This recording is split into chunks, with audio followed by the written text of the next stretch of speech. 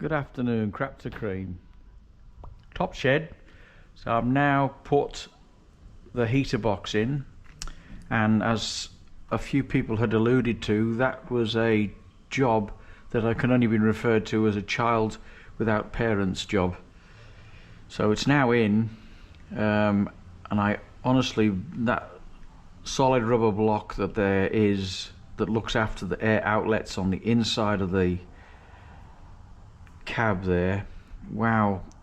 So what I had to do, right, so those of you who know this or have put one of these in before, what I do is, right, on the top I cut where the two outlets are, I cut the rubber so that the heater box can slide down over the rubber, and then you can push the rubber up inside with your fingers so that it goes around the outlets inside the cockpit. And also on this one I had to put a little bit of silicone grease on there to allow things to move around a bit more easily, but it's in now and it ain't coming out again, not in the short term anyway.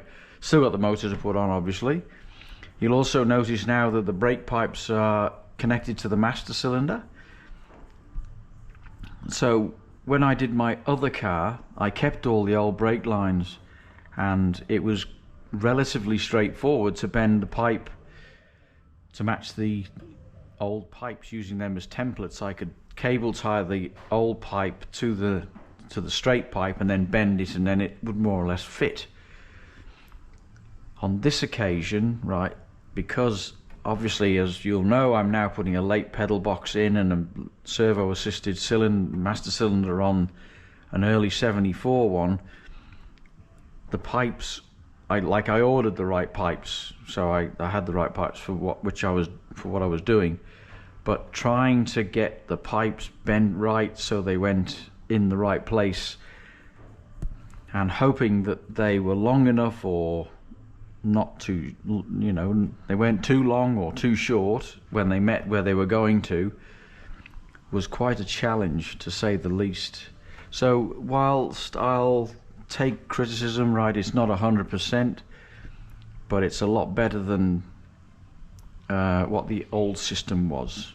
So all the pipes are connected now, so the left hand side or the right hand side of the car, the pipe matched up beautifully and it all just fell into place, whereas the left hand side I ended up with the pipe a bit long, and I may have to do something with this a bit different with this. Might have to bring this up here a bit or something.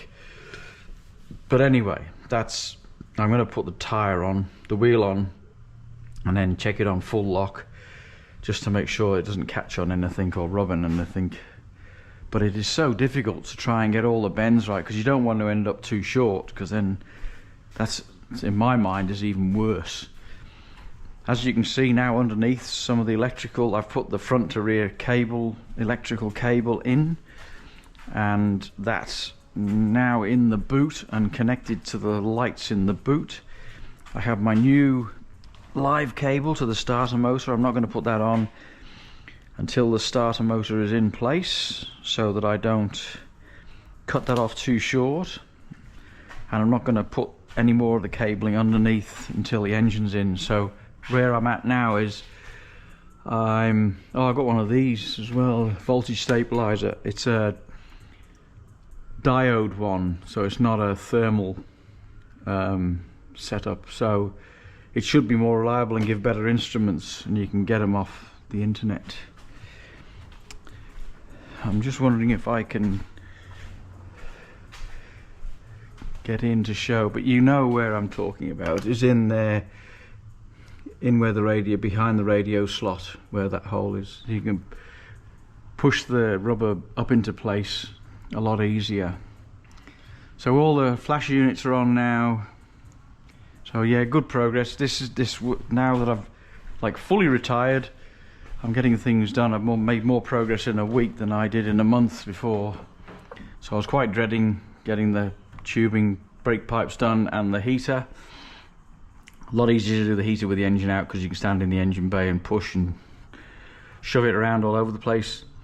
and drilling all the holes for the brackets to hold the pipes in place is a lot easier standing in the engine bay. So all that's done now, and hopefully the next video will be the engine going in, or the engine in, so I can get the steering rack back in and fixed up permanently, because I just hate taking the steering rack in and out and in and out, because when I need to move the car I've got to put the rack back in and the steering column so I can move the car around.